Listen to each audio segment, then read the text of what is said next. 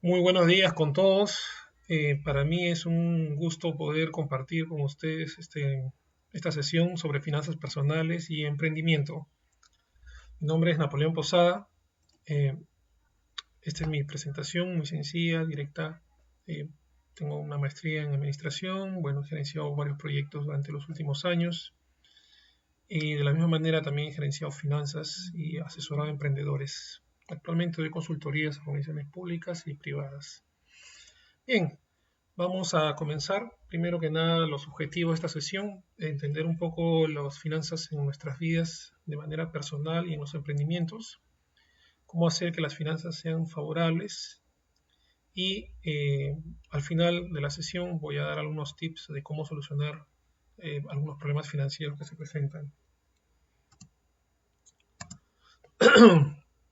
El papel de las finanzas, primero que nada, tener en cuenta de que nosotros en nuestra vida nos planteamos metas, sea a nivel personal o en nuestros negocios particulares, nos planteamos metas y estas metas requieren recursos, ¿no? Puede ser contratar personas, puede ser adquirir equipos, puede ser eh, materiales, etcétera. Entonces, los recursos son necesarios para poder cumplir nuestras metas y los recursos se consiguen con dinero. Las finanzas, la intención de las finanzas casualmente es ayudarnos a conseguir ese dinero. ¿De qué manera podemos conseguir dinero? ¿Cómo podemos administrar el dinero para que el dinero nos permita conseguir los recursos y por ende nuestras metas? Entonces, dentro de esto hay que entender dos factores fundamentales. Primero que nada, el monto, lo cual es lógico, el monto de dinero que se necesita. Y otro factor que es tan importante y invisible, que es el tiempo. El tiempo es un factor que va a jugar de una manera muy trascendental en cuanto a la cantidad de dinero que queremos conseguir. Puede ser en el corto plazo o puede ser en el largo plazo.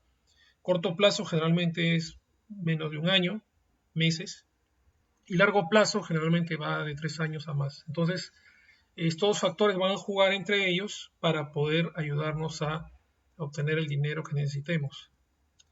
De estos dos factores, que son el tiempo y el dinero y el monto, se desprenden dos reglas fundamentales en finanzas, lo que yo normalmente llamo las dos reglas de oro.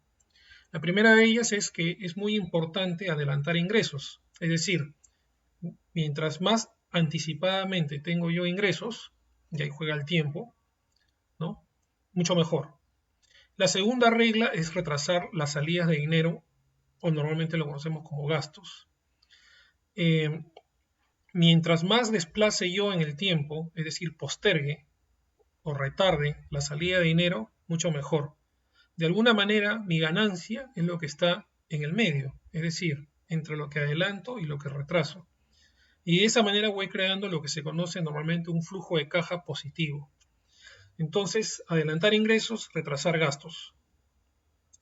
¿Qué herramientas tenemos para poder llevar a la práctica lo que acabamos de mencionar? Bueno, en finanzas la clave es ser ordenado. Ordenado significa identificar todas las cuentas que necesitamos, tanto de ingresos como de salidas o de egresos, necesitamos llevar y ordenarlas adecuadamente en lo que se conoce como un presupuesto. El presupuesto Eh, puede estar hecho en Excel, ¿no? Un software de Microsoft, un Excel. Puede estar hecho en hojas de cálculo, que es un software de Google, está disponible en Internet. Puede estar hecho en cuadernos, si fuera necesario. La intención acá es tener el presupuesto. La herramienta es el presupuesto. En qué implementemos el presupuesto es indistinto. Lo importante es tenerlo. Es decir, ese detalle de ingresos y egresos colocados ordenadamente, de tal manera que nos permita identificar en qué estamos gastando, cuáles son nuestros principales ingresos, qué es lo que nos rinde más, por dónde tenemos que mejorar nuestra salida de dinero, qué cosa debo adelantar o qué cosa debo retrasar. Entonces, el presupuesto se va a transformar en una herramienta fundamental para poder optimizar nuestras finanzas. El presupuesto debe separar ingresos, gastos, deudas, impuestos. Es la mínima separación que debe tener. Ahora a continuación les voy a mostrar un ejemplo. De tal manera que nos permita identificar cómo está estructurada nuestro manejo del dinero. Eh, También tenemos que tenerlo bien detallado, lo más que se pueda, y por meses, además. Algunos inclusive lo hacen por semanas. Ya dependerá mucho de cómo se mueve el negocio. Pero digamos, cuando uno hace un emprendimiento, cuando uno maneja sus finanzas personales, tenerlo por meses es una buena organización. Si ya estamos hablando de un negocio, digamos, mucho más grande, quizás ordenarlo por semanas, y en algunos casos, digamos como el caso de las grandes corporaciones o los bancos, tenerlo ordenado por días.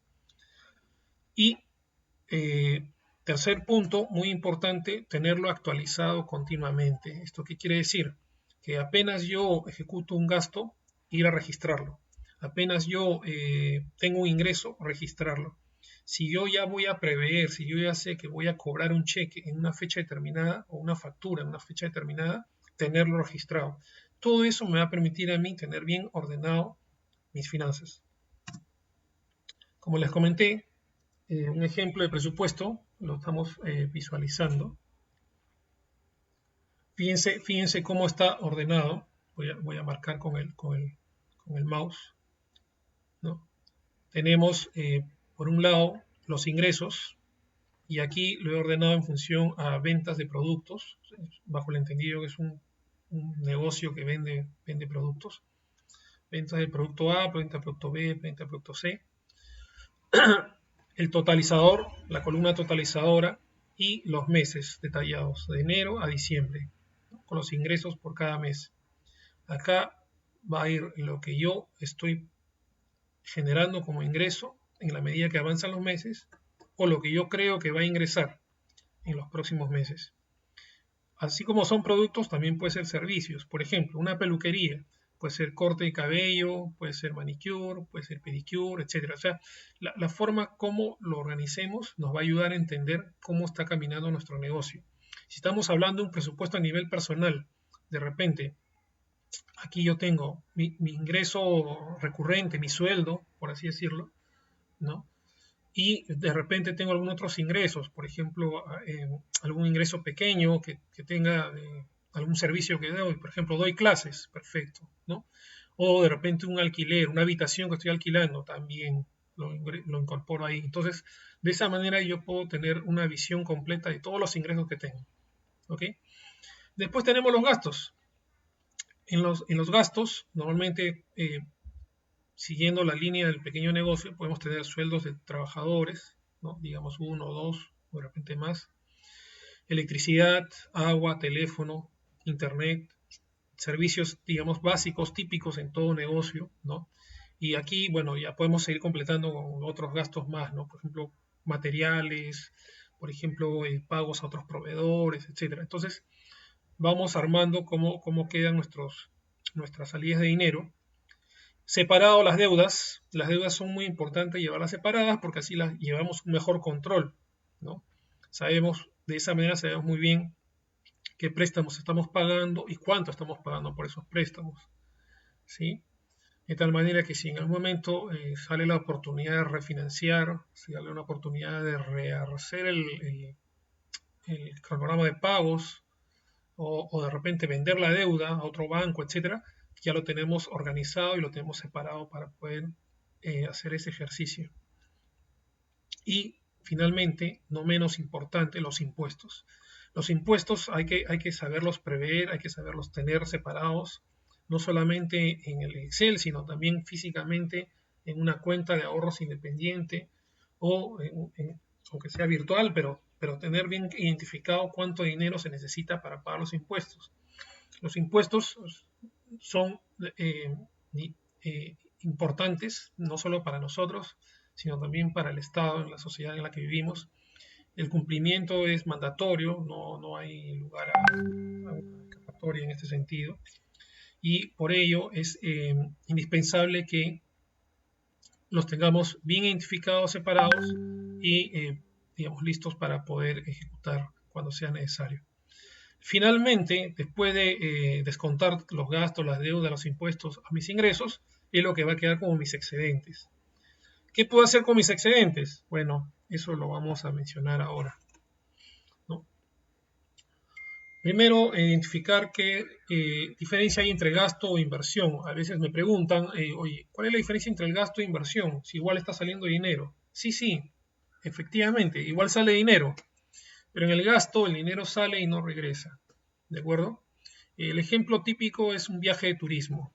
¿No? Un viaje de turismo, salimos de paseo con la familia, con la pareja, nos vamos a conocer una nueva ciudad, en cualquier lugar del país, del mundo inclusive. Ese dinero no va a regresar, ¿no? Simplemente salió y no vuelve. La inversión es distinta. En la inversión sale dinero también, pero la intención es que vuelva a generar más dinero en el futuro. O sea, no solamente que recupere, sino que además genere más, ¿no?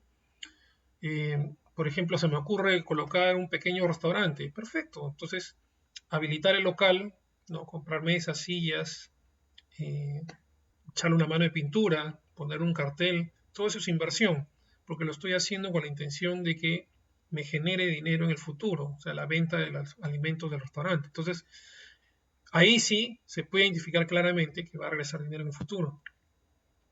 Otro ejemplo de inversión, de repente arreglar una habitación para alquilarla, ¿no? De repente algunos tienen una casa con una habitación que ya no está en uso o que podría utilizarse para alquilarla y tener un ingreso adicional. Perfecto, entonces arreglo la habitación, le echo una mano de pintura, de repente compro un par de muebles, arreglo el piso, etcétera, no sé, y le empiezo a alquilar y con la plata del alquiler estoy recuperando esa plata que usé para arreglar la habitación. Entonces, ese es el tipo de salidas de dinero que se deben fomentar en nuestras vidas, ¿no? Invertir. Salidas de dinero que me permita a mí retornar más dinero en el futuro. Por lo tanto, si tengo excedentes, como les comenté hace un rato, si tengo excedentes, si me queda algo de dinero después de haber gastado y pagado mis impuestos, entonces yo tengo que invertir. ¿De acuerdo? Tengo que invertir. Esa sería lo más lógico. Primero, invertir. Y ahí, si después de invertir sobró algo de dinero o se genera más dinero, bueno, hay quizás gastar, ¿no? Pero lo primero es invertir. ¿Para qué? Para justamente comenzar a generar lo que se conoce como un colchón de dinero. Lo que en términos familiares se llama el colchón financiero, ¿no? Entonces, tener suficiente excedente que permita invertir y ya lo que sobra lo puedo gastar en una vanidad, en un viaje, cosas así. Entonces, si no, el dinero no va a regresar y siempre vamos a tener problemas, ¿no? Otra forma de invertir es el ahorro. El ahorro es una forma de inversión. Y aquí sí me tomo la libertad de recomendarlo directamente, ¿no? Digamos, la forma más segura de ahorrar puede ser un depósito a plazo fijo. El depósito a plazo fijo, normalmente uno coloca una cantidad de dinero y el plazo fijo casualmente puede ser 3 meses, 6 meses, un año o más inclusive, ¿no? Se va renovando cada cierto periodo, ¿no? Los plazos fijos son brindados por todas las instituciones financieras, bancos, etcétera, pero Mi recomendación normalmente es utilizar cooperativas o cajas, ¿no? Si ustedes tienen duda de qué cooperativa puede ser, entran a una página web que es de la Asociación de Cooperativas y ahí sale el listado de todas las cooperativas formalmente establecidas y reconocidas por la SBS. Lo mismo pasa o si no, en la página web de la SBS también van a encontrar las cooperativas y ahí pueden ustedes comparar las tasas que ofrecen, ¿no? En depósitos a plazo fijo. O sea, Internet nos da toda esa facilidad en la actualidad. Podemos comparar las tasas consultando en la página web de la cooperativa. Naturalmente que a mayor tiempo hay una mejor tasa de ahorros, una mejor tasa de interés por ahorros. Entonces, una buena opción para ahorrar es cooperativas o las cajas municipales también, ¿no? También es una buena opción de inversión, de ahorro. Las cajas municipales también pagan una buena tasa de interés, son muy competitivas en el mercado, mucho mejor que la de los bancos, definitivamente. Entonces son, digamos, unas opciones más válidas, ¿no? Naturalmente, es siempre consultando la página web de SBS, de la Superintendencia de Banca, para ver qué cajas son las autorizadas, qué cooperativas son las autorizadas. En el caso de fondos mutuos, el fondo mutuo es algo relativamente nuevo, apareció hace unos 20, 25 años atrás. Es también una forma de ahorro. Los fondos mutuos normalmente se pueden adquirir a través de bancos o de empresas que se dedican exclusivamente a administrar fondos mutuos, ¿no? Ahí también es importante entrar a la página web de la CBS y ver qué empresas son las que están autorizadas formalmente a administrar fondos mutuos. Los fondos mutuos tienen también un buen rendimiento normalmente en el mediano o largo plazo. Esto quiere decir unos 3 a 4 o 5 años. Si es más tiempo, mejor todavía, ¿no? Entonces, ahí ya es cuestión de que cada uno revisa las páginas web y ahí encuentra la información necesaria para poder eh, ahorrar, ¿no? Aquí les tengo yo un pequeño ejemplo de cualquiera de las opciones que hemos visto, ya sea cooperativas, o sea, depósitos a plazo fijo o fondos mutuos. El rendimiento normal es un 6% anual, ¿no? Entonces, fíjense, si se hace un aporte mensual de 200 soles en un depósito a plazo fijo con esa tasa de 6%, digamos durante 10 años, estamos hablando de un buen periodo de tiempo para que se vea que ahí se va acumulando el dinero y va generando intereses. Estamos hablando de que en total rendiría unos 32.000 soles. Este es un ejercicio que ustedes lo pueden hacer también si tienen un hoja Excel de repente a la mano. Pero digamos, si pueden ahorrar un poco más o un poco menos, igual van a ver que las cifras salen por ahí. Ojo que la clave acá es el tiempo, ¿no? 10 años, estamos hablando de 10 años, un buen periodo de vida. Entonces, en un momento yo he dado clases a jóvenes de 18 a 20 años sobre estos temas y decía, mira, imagínate que trabajas durante 10 años y ahorras tus 200 soles mensuales. A tus 40 años ya puedes tener, digamos, esa buena cantidad de dinero, poner tu propio negocio y dedicarte a hacer otras actividades, ¿no? Entonces, digamos, es cuestión de organizar y de planificar eh, el ahorro que uno quiere generar, digamos, ¿no? Bien, hablamos de ahorros, hablamos de un poco jugar con los excedentes, quizás. Es importante y una sesión que habla sobre finanzas no puede dejar de lado las obligaciones. Las obligaciones en cuanto a, sea yo como persona o sea yo pequeño empresario, tengo un negocio que está arrancando, hay que tener bien en cuenta las obligaciones. En principio están las obligaciones, digamos, del Estado, la SUNAT y las AFP, o sea, el Fondo de Pensiones. Está el pago a los trabajadores, está el pago de materiales y servicios que necesitamos para nuestro negocio, ¿no? Y finalmente están los bancos, ¿ok? Los he agrupado convenientemente también por la siguiente razón, ¿no? Ustedes verán el primer recuadro, dice SUNAT AFP, ahí le he puesto la palabra tranquilidad. ¿Por qué tranquilidad?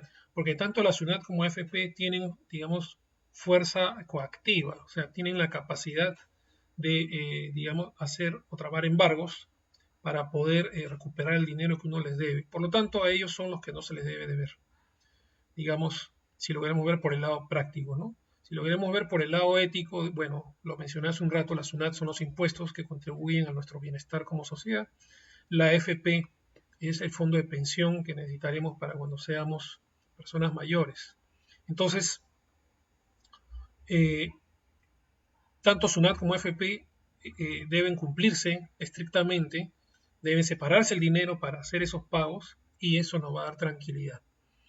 En segundo término está el grupo de operación, son nuestros colaboradores, las personas que trabajan junto con nosotros y los materiales y servicios que nos proveen para poder entregar la empresa, el negocio, lo que estemos haciendo, sea un servicio, sea productos, etcétera. Entonces, aquí también tenemos que cumplir, naturalmente tenemos que cumplir con el pago, ¿no?, de los materiales, los trabajadores, etcétera.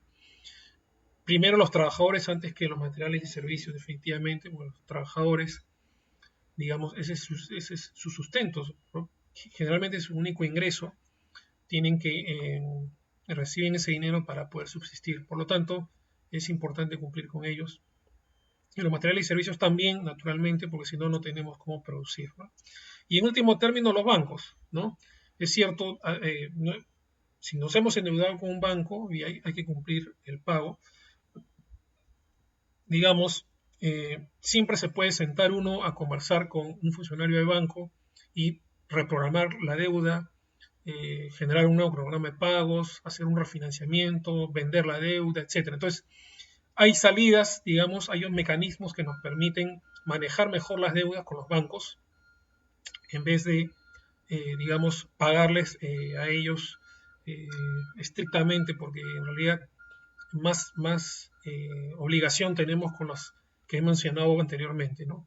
Entonces, esto naturalmente no es un llamado al no pago de deuda, sino que simplemente hay que ser ordenados, hay que programar, hay que separar los pagos, etcétera.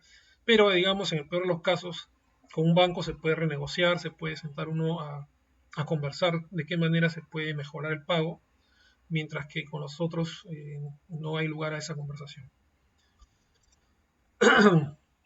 En el tema de impuestos, es importante mencionar que hay categorías, ¿no? Esto está, digamos, muy bien detallado en la página web de la SUNAT, por eso lo voy a mencionar para que lo tengan presente. Las categorías son 5. La primera categoría es el impuesto a los alquileres de inmuebles normalmente, ¿no? Digamos una habitación, un departamento, una casa, un terreno, etcétera. Se paga un impuesto por el alquiler. Están las rentas de capital y las regalías, ¿no? Están las empresas. La tercera categoría son los impuestos que paga directamente la empresa. El impuesto a la renta que paga la empresa, ¿no? Y están los de cuarta y de quinta, ¿no? Los de cuarta son para los trabajadores independientes, los que giran residuos por honorarios profesionales, y los de quinta, que son para los de planilla o son trabajadores dependientes de alguna otra empresa. Entonces, digamos, los 4 primeros están obligados a declarar anualmente, una vez al año, generalmente entre marzo y abril, se presenta la declaración anual de impuestos y ahí debe consignarse, digamos, todos los ingresos que se han tenido durante el año y se paga el impuesto correspondiente. Existe el mecanismo de pagos a cuenta, ¿no? En las 4 categorías se da lo que es el pago a cuenta, o sea, mensualmente uno va contribuyendo un porcentaje dependiendo del tipo de negocio que tiene o si es el tipo de renta que uno tiene, va entregando un dinero como adelanto del impuesto, ¿no? En el caso de la quinta categoría, la deducción del impuesto es en la boleta de pago mensualmente. Entonces, ese dinero, digamos, ya entró al Estado y ya no hay nada que declarar, ya el Estado lo da por cumplido, ¿no? Entonces, ahí sí no hay mayor preocupación. En cuanto a las empresas en sí, el impuesto de tercera categoría, este a su vez se subdivide en lo que es régimen general, régimen especial y el régimen MIPE, es decir, el micro y pequeña empresa, ¿no? Cuando uno recién empieza un negocio, normalmente está en régimen MIPE, o sea, tercera categoría. Inclusive he visto que hay negocios que empiezan con el régimen, no lo he mencionado, pero está el régimen persona natural con negocio, ¿no? Entonces, dependiendo de cómo va avanzando la empresa, dependiendo cómo va avanzando el negocio, se va uno reposicionando en cierto régimen, ¿no? Una vez que se supera un monto de ventas mensuales, va cambiando de régimen, ¿no?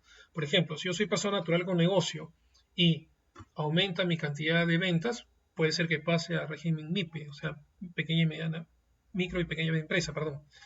Si yo ya supero un monto de ventas anuales, entonces posiblemente vaya a pasar de MIPE a régimen general o especial, dependiendo de qué rubro o qué actividad económica estoy desarrollando, ¿no? Entonces, esto también está muy bien detallado en la página de la SUNAT, y en el caso de que alguien tenga alguna duda específica, la puede consultar directamente en las agencias de la SUNAT, ¿no? En la agencia de la SUNAT hay personas que atienden consultas. eh, eh, en este momento me parece que han suspendido la atención, pero igual, digamos, en la medida que se vaya regularizando, van a comenzar a atender otra vez. Bien, la última parte de la sesión, algunos tips que son importantes tener en cuenta. Hablé hace unos momentos de los bancos. Con los bancos hay que mantener buenas relaciones. En principio, el primer tip, digamos aquí, es ser buen pagador.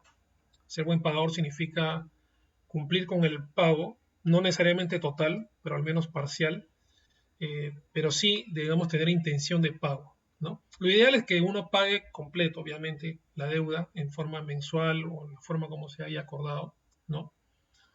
Y de esa manera uno se forma o se cimenta lo que se conoce como un buen historial crediticio, no solamente dentro del banco, sino también dentro de todo el sistema financiero. Entonces, con ese buen historial crediticio, el banco ya lo reconoce a uno como una persona, digamos, seria y que tiene buenas intenciones de pago, ¿no? De esa manera le da a dar facilidades. Todo eso es para tener facilidades, ¿ok? Segundo tip, que puede sonar un poco extraño, pero es algo usual, digamos, es siempre al asistir a una entrevista con un banco, con un funcionario del banco, siempre hay que usar ropa formal y verse ordenado, ¿no? Ojo, ropa formal no quiere decir usar terno, sino simplemente usar, digamos, una ropa de vestir que se vea adecuada, ¿no? Como si uno se estuviese yendo a entrevistar con alguien importante. Y verse ordenado, o sea, verse bien peinado, con ropa bien puesta, limpia, obviamente. Entonces, digamos, son consideraciones importantes. El funcionario del banco ve el aspecto de uno y en función a eso se forma una idea. Entonces, proyectar esa imagen es muy importante para que el banco le tenga buena consideración a uno. Y el tercer tip con los bancos es tener bien claro de que no se puede jugar con muchos bancos al mismo tiempo. O sea, bueno, he conocido casos. Una vez conocí el caso de una empresa que era cliente de 8 bancos y realmente se volvía loco el dueño, se volvía loco el contador tratando de conciliar las cuentas de todos los bancos. Pagaban uno y dejaban de pagar otro y eso es terrible. Entonces, aquí el consejo es bien simple. Normalmente más de uno para tener una opción a escoger. Así sea una persona, ojo, ¿eh? Y no más de tres, porque si no, organizar las cuentas y o mantenerlo ordenado es bien complicado, ¿no? Entonces, es importante, digamos, esto es fruto de la experiencia, no lo van a encontrar en ningún lado como una regla así general, ¿no? Entonces, más de uno para tener opciones, no más de tres para vivir tranquilos y estar ordenados. Eh, digamos, ¿qué pasa si tenemos problemas? ¿Qué hacer? Bueno, he tratado de plasmarlo en la diapositiva de una manera didáctica. Yo he pasado por problemas y estas son algunas de las cosas que he hecho. He visto los problemas de otros también y los he ayudado a salir adelante. Básicamente, el primer paso para cualquier problema que uno pueda tener financieramente hablando es hacer un presupuesto y ordenar, ¿no? Y si ya tenemos el presupuesto, volverlo a revisar y tratar de reacomodarlo y ordenarlo lo mejor que se pueda, porque eso nos va a permitir entender qué está pasando, dónde estoy gastando más, por qué no puedo cumplir con mis pagos, qué me está faltando para obtener ganancias o excedentes. Entonces, hacemos el presupuesto, ordenamos bien todos los ingresos y egresos de dinero. Pueden usar como guía lo que les he mostrado hace un minuto, lo que es ingresos, gastos, deudas, impuestos, ¿de acuerdo? El siguiente paso va a ser eliminar gastos innecesarios. Lo primero que hay que hacer es buscar eliminar todos los gastos innecesarios, ¿no? A veces se recomienda, lo van a ver en algunos sites de consejos financieros, buscar la forma de aumentar ingresos. Eso también, ¿de acuerdo? Pero primero hay que eliminar los gastos innecesarios. Lo que pasa es que a veces uno se emociona, aumenta sus ingresos y sigue gastando y nunca llega a tener excedentes. Entonces, lo primero que uno tiene que tener es disciplina en el gasto. Una vez que uno ya tiene disciplina en el gasto y elimina todos los gastos innecesarios, ahí ya uno ya puede comenzar a pensar en aumentar ingresos. ¿Ok? Bien, entonces, eliminar gastos innecesarios. Tercer punto, fraccionar impuestos, ¿no? La SUNAT da facilidades para fraccionar impuestos. ¿Esto qué quiere decir? Que si, por ejemplo, supongamos que yo tengo que pagar un impuesto de 1.200 soles, la SUNAT me puede dar la facilidad de partirlo o fraccionarlo en 12 cuotas, o sea, 100 soles mensuales, ¿no? Entonces, de esa manera da un alivio de la salida de dinero inmediata, los 1.200, y programo en mi presupuesto pagar 100 soles mensuales para poder, digamos, cumplir con mi promesa a la SUNAT, ¿no? Otro paso importante es renegociar las deudas con los bancos, ¿no? Una vez que yo ya renegocié con la SUNAT, ya puedo ir donde el banco lo primero que me va a pedir es qué cosa has hecho y obviamente lo que quiere ver es que haya cumplido con los pasos 1, 2 y 3. O sea, el banco me va a pedir, muéstrame tu presupuesto, muéstrame cuáles eran los gastos que has eliminado, muéstrame qué has hecho con tus impuestos y entonces ahora sí podemos renegociar. Todo banco serio va a pedir eso, ¿de acuerdo? Entonces, los bancos siempre dan facilidades a la renegociación, siempre y cuando uno haya tenido un buen historial crediticio, ¿no? Si uno está dejando de pagar la deuda que ha sacado por primera vez, entonces va a ser bien complicado. Es importante, por eso, haber generado una buena historia y a partir de ahí el banco se va a sentar con uno y va a poder reprogramar los pagos de las deudas, ¿sí? Y finalmente, vender aquellos activos que no producen, ¿de acuerdo? Esto a veces es un poco doloroso para algunas personas, ¿no? Por ejemplo, yo conocí el caso de un señor que tenía su buen negocio y por malos manejos financieros, casualmente, comenzó pues a tener muchas deudas con los bancos y no podía pagar, ¿no?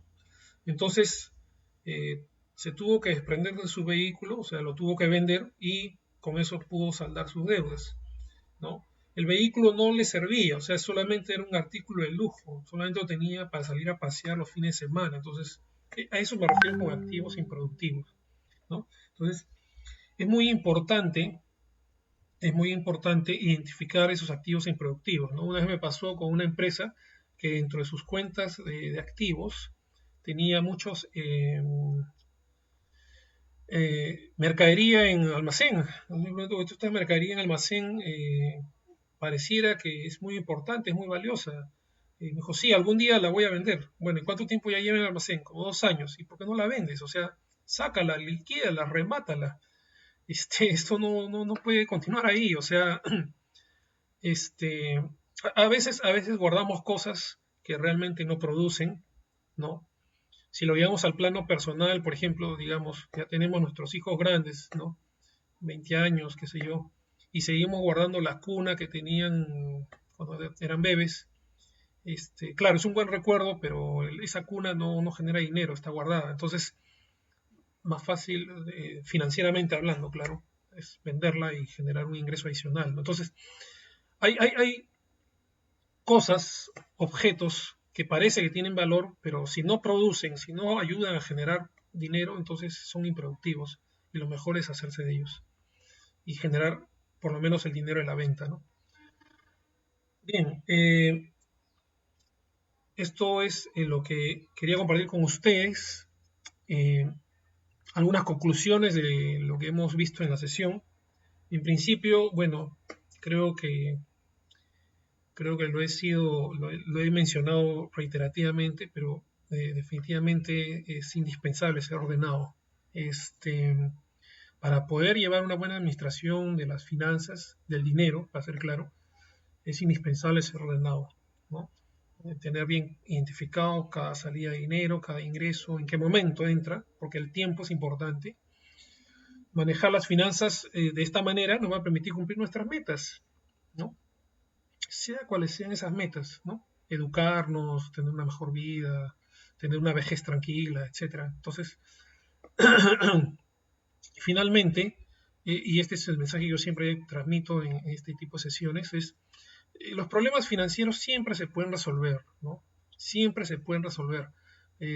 No se acaba el mundo, siempre hay salida, siempre hay una forma de darle la vuelta al problema financiero.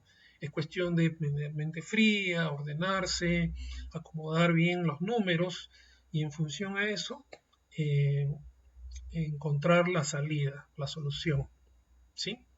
Eh, siempre yo personalmente he llegado a tener problemas financieros en un momento, hace 20 años atrás, ¿no?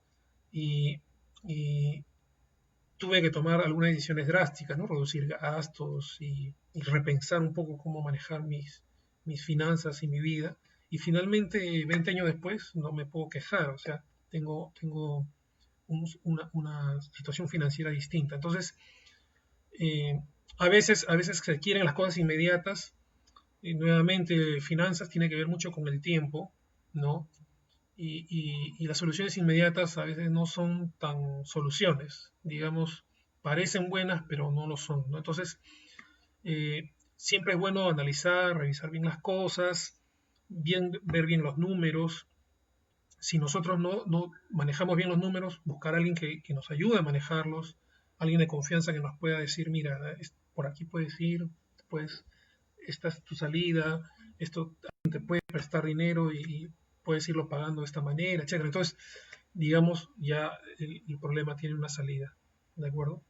Bueno, muchas gracias por su atención. Estoy a su disposición para las preguntas, consultas, dudas que crean convenientes. Yo he encantado de poder atenderlas y nuevamente les agradezco su participación.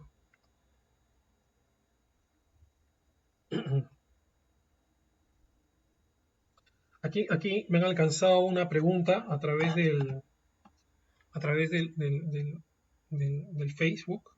Dice, si quiero invertir en un nuevo proyecto de negocio, ¿cómo puedo calcular el retorno de inversión si no cuento con un historial de utilidades? Ok, bueno, muy bien, muy buena pregunta. Mira, de Erickson Mirano. Mira, Erickson, el, cada negocio, cada actividad en particular tiene su propio retorno de inversión, ¿de acuerdo? Es muy extraño, digamos, que aparezca un nuevo negocio que no se sepa por dónde va a ir, ¿no? Por ejemplo, damos un ejemplo bien sencillo. Por ejemplo, un restaurante, ¿no? Entonces, un restaurante, digamos, es un servicio, ¿no?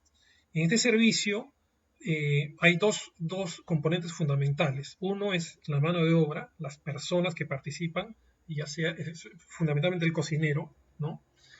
Y las personas que atienden en la sala, en el salón del restaurante, si es que el restaurante tuviese salón, ¿no? Pues si es con entrega o despacho, el repartidor en todo caso. Y obviamente los insumos para los alimentos, digamos, ¿no? Esos son sus dos componentes principales. Hay un tercer componente que es el activo, digamos, la cocina, ¿de acuerdo? Pero digamos, la función de la cocina es calentar y cocinar, o sea, generar fuego para poder cocinar, digamos, ¿no? Entonces, digamos, la clave del negocio, el restaurante, está en la persona que cocina, o sea, la experiencia, el expertise que tiene para cocinar y los insumos que utilizas, obviamente, o sea, la calidad de la comida, ¿no? La calidad de las verduras, la calidad de la carne, la calidad, etcétera, de los elementos que van a estar en la comida. Entonces, en ese tipo de negocio, la rentabilidad generalmente, si queremos verlo así, va entre dependiendo qué tipo de comida vende uno también. Bueno, pues si uno vende menú, la verdad, la rentabilidad no va a ser muy alta, ¿no? Digamos un 5 o 10% quizás. Pero si uno se posiciona como un restaurante gourmet, donde hay toda una experiencia del sabor y es medio turístico y tiene convenios y cosas, digamos, que facilitan, entonces la rentabilidad pues aumenta muchísimo más, ¿no? Quizás hasta un 20 y en mejor de los casos 25%. Entonces ahí es donde tú puedes tener ese cálculo aproximado, ¿no? Y así cada negocio tiene sus porcentajes de rentabilidad. Mira, hay que tener en cuenta también que ese porcentaje de rentabilidad es en el mediano plazo para adelante. ¿Por qué? Porque generalmente todo negocio cuando empieza, los 2 primeros años son difíciles. O sea, no hay utilidad. Eso sí hay que tenerlo bien claro, ojo. Muchas veces cuando se habla del retorno de inversión, de la utilidad, etcétera, se habla generalmente en términos ya estables, cuando ya el negocio está consolidado y en crecimiento, ¿no? Pero digamos, hay que tener en cuenta que hay un periodo de desarrollo del negocio, o sea, desde que uno abre el negocio hasta que comienza a estabilizarse, ya comienza a tener una cartera de clientes estable, se hace conocido y comienza a comenzar a mirar un poco más allá, generalmente pasan de 1 a 2 años. Entonces, es muy importante también tener bien claro eso, Erickson, ojo. El retorno de una inversión normalmente no se mide en los primeros meses o los primeros 2 años. Es un periodo de retorno de generalmente 3, 4, 5 años en general. Ojo, eso también es muy importante para todos en general. A veces se piensa que pongo un negocio y el próximo mes ya soy millonario. Así no funcionan los negocios. Los negocios requieren mucho esfuerzo y dedicación en los primeros 2 años, normalmente, hasta que se consolida, y una vez que se consolida ya puedes tener tu utilidad, digamos, estable, y de ahí comenzar a pensar cómo crecer, ¿no? Hay negocios que crecen desordenadamente, ojo, también se tiene mucho cuidado, ¿no? He conocido casos de negocios digamos, se dispararon rápidamente del inicio, generaron una buena cantidad de dinero y seguían creciendo en forma desordenada, perdieron el control y a los 2 años desaparecieron. O sea, no sobrevivieron, ¿no? Y finalmente tenían un montón de deudas. Y ahí entra mucho el detalle, ¿no? Porque cuando se mide rentabilidad, hay algunos que lo miden sin impuestos. Ese también es otra grave falencia, ¿no? O sea, la utilidad real se mide siempre sobre la base de haber pagado todo lo que he mencionado anteriormente, ¿no? Por eso he evitado utilizar las palabras utilidad, ganancias, para no hacer confusión con esos términos contables, ¿no? Yo prefiero usar la palabra excedente, porque eso es lo real, el dinero que realmente te sobra después de todo lo que has gastado en un negocio. Pues si no te sobra dinero, o sea, la contabilidad podría parecer como que tienes utilidad, pero no tienes dinero. Puede sonar gracioso, pero sucede. Entonces, eso tampoco, eso es engañarse, ¿no? Por eso hay que saber leer muy bien la contabilidad. ¿Qué es lo que realmente está generando el negocio como un excedente de efectivo? Y ese excedente efectivo es lo que realmente estás ganando. ¿De acuerdo? No sé si tienen alguna otra pregunta, alguna consulta.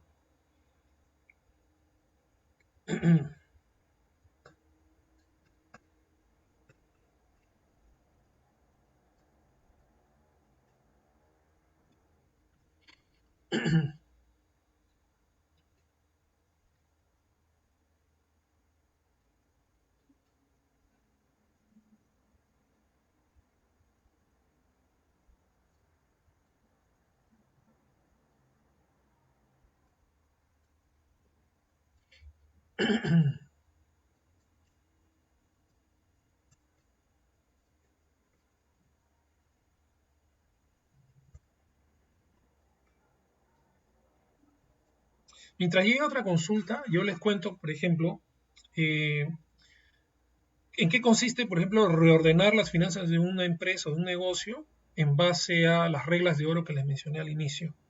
O sea, adelantar ingresos y retrasar gastos. Miren, por ejemplo, una vez me tocó el caso de una empresa que tenía problemas justamente de este tipo financieros y después de ordenar todos los números en un hoja Excel y ver cómo estaba yendo el ingreso y la salida de dinero, ¿qué fue lo que se detectó? Se detectó que, por ejemplo, ellos le pagaban a sus proveedores a los 30 días y eran muy puntuales pagando a sus proveedores a los 30 días, pero sus clientes les pagaban a 60 y a veces hasta 90 días, o sea, 2 meses después.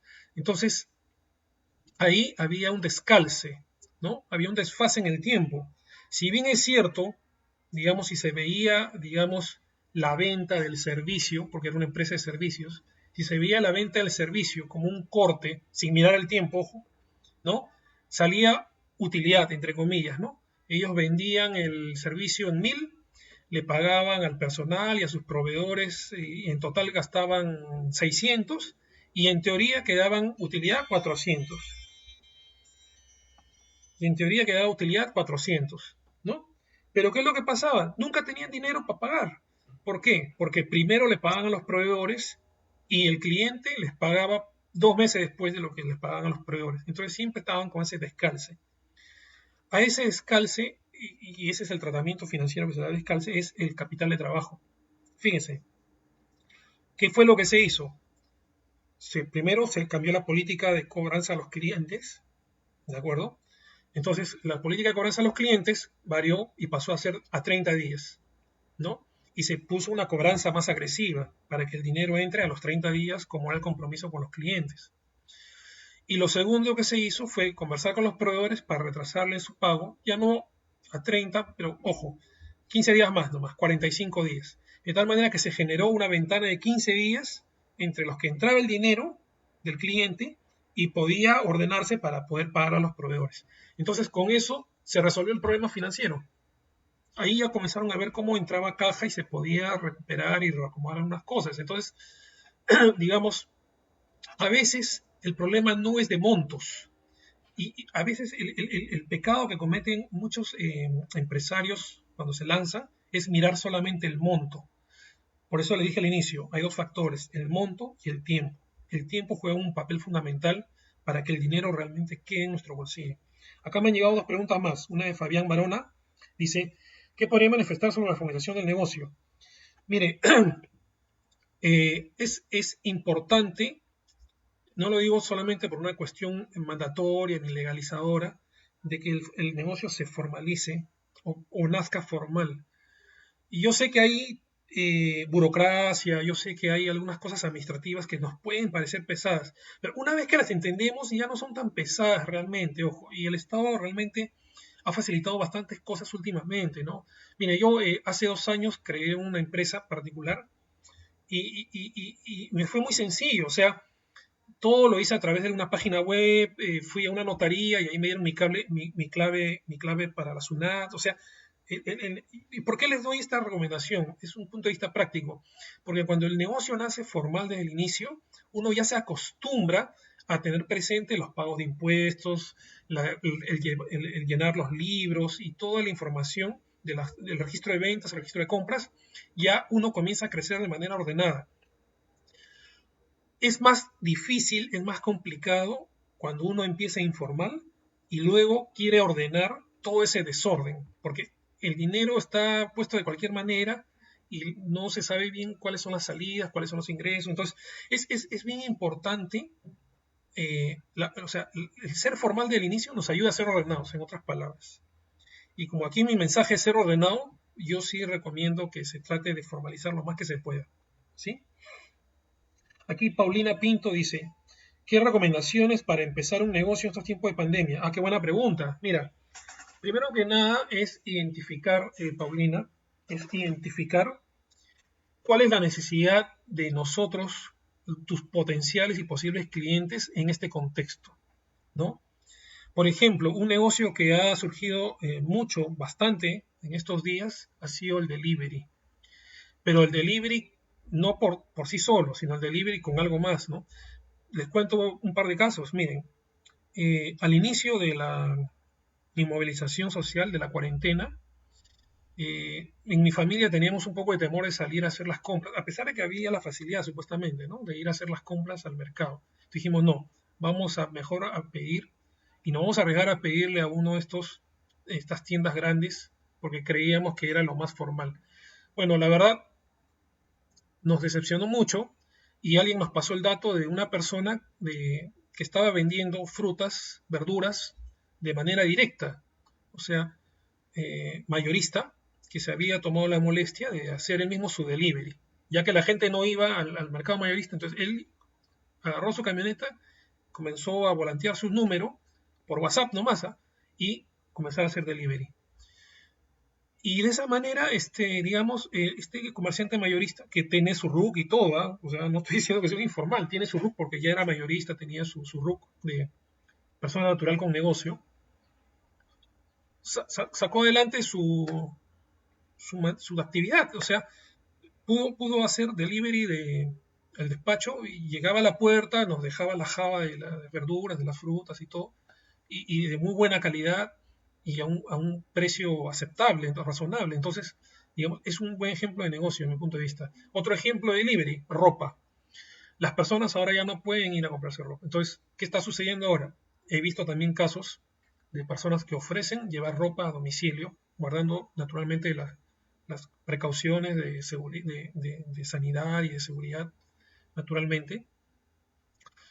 Y también, o sea, digamos, es una actividad que está saliendo, ¿no? Ya que las personas no podemos ir, digamos, bueno, a partir de esta semana han abierto centros comerciales, galerías, etcétera, pero digamos, no todos tienen, digamos, la facilidad de salir o llegar. Hay algunos que todavía tienen un temor, hay algunos que todavía piensan que podrían contagiarse si van a uno de estos lugares, ¿no? Entonces, eh, una salida que está dando a, digamos, las empresas que se dedican a esta actividad textil es hacer también despacho de ropa a domicilio, ¿no?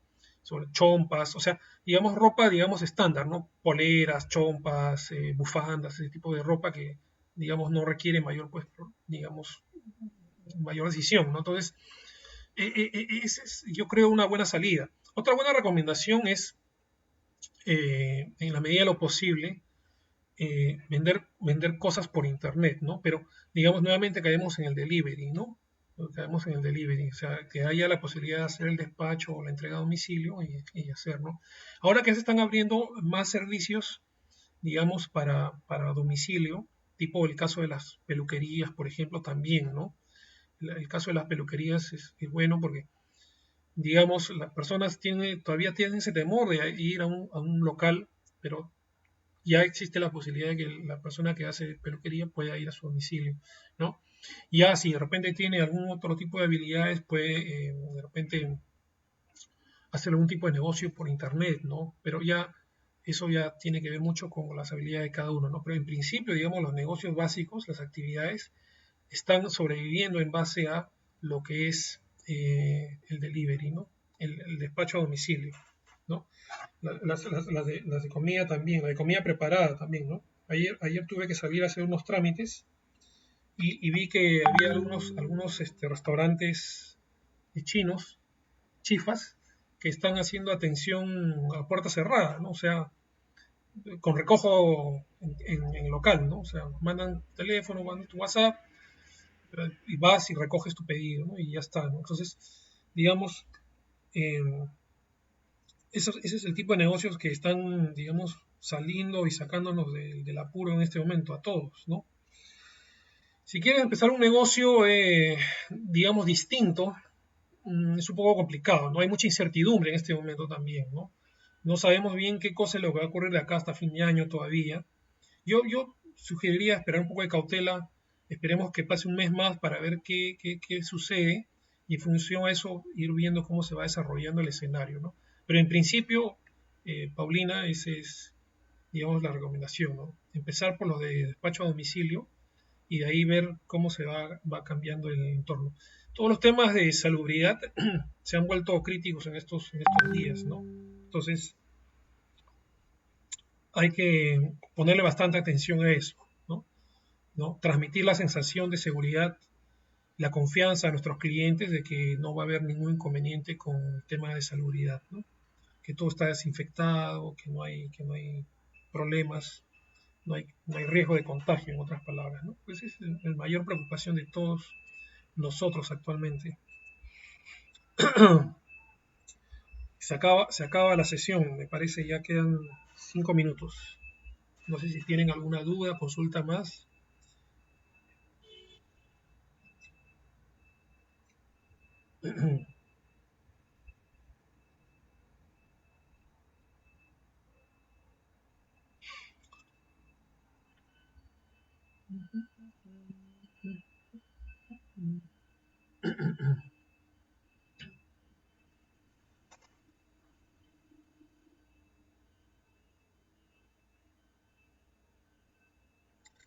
Por ejemplo, a veces me preguntan si también vale la pena invertir en la bolsa de valores. Fíjense, la bolsa de valores sí es una buena opción de inversión, ojo, pero digamos es un poquito abrumadora. ¿En qué sentido?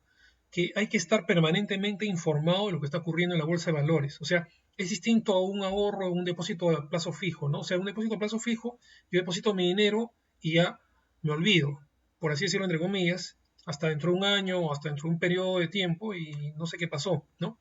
En el caso de la bolsa de valores, uno tiene que estar mirando todos los días qué está ocurriendo con lo que uno ha comprado de acciones en la bolsa. Entonces, si uno tiene el tiempo y la disposición a investigar y estar analizando noticias y ver lo que ocurre en el mundo, bueno, sí puede ser una buena opción. Pero si uno no tiene ese tiempo y esa disciplina, la verdad que no vale la pena y es muy riesgoso.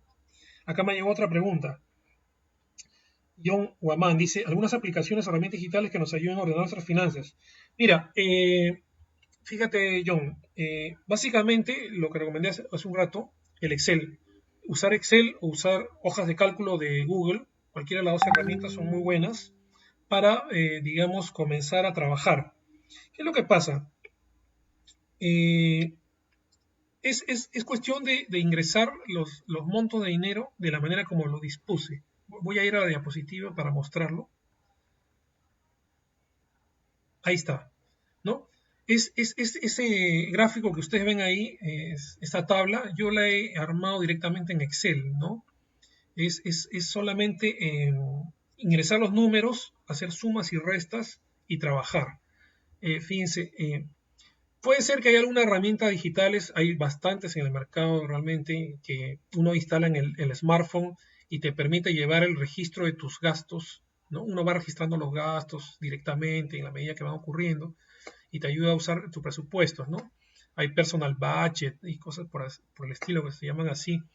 Y digamos, ustedes buscan finanzas personales, dependiendo si tienen Android o iPhone, buscan finanzas personales y le van a salir una gran cantidad de herramientas para, digamos, llevar este presupuesto de manera personal, ¿no?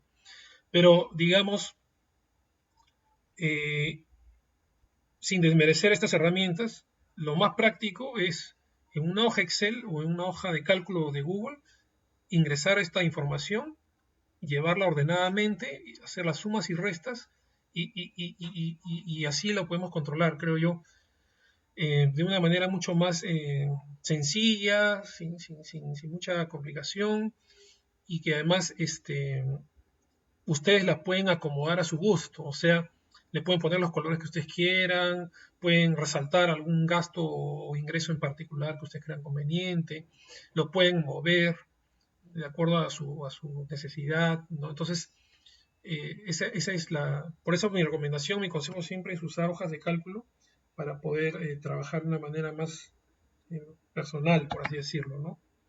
Ya queda cada uno, ¿no? Ahora, yo no he visto muchas herramientas digitales que, por ejemplo, los segmenten en estos 4 rubros, ¿no? Ingresos, gastos, deudas, impuestos. La mayoría de las herramientas digitales que ofrecen en smartphones generalmente solamente es ingreso y salida, nada más. No hay más. Y yo creo que sí es importante poder tener bien claro cuántas son las deudas y cuántos son los impuestos, porque si no, se pierde de vista cuál es realmente lo que está quedando como un beneficio al final del mes. ¿Ok? Entonces, esa es mi mayor recomendación. Bueno, ahora sí creo que ya estamos en el límite de tiempo. Nuevamente, yo les agradezco su participación y su atención Estoy a su disposición a través de las páginas, bueno, el Facebook de la municipalidad, en todo caso, para atender consultas, dudas, inquietudes y nuevamente muchas gracias. Los dejo entonces, porque el tiempo es así, el tiempo es irrecuperable. Gracias, muchas gracias.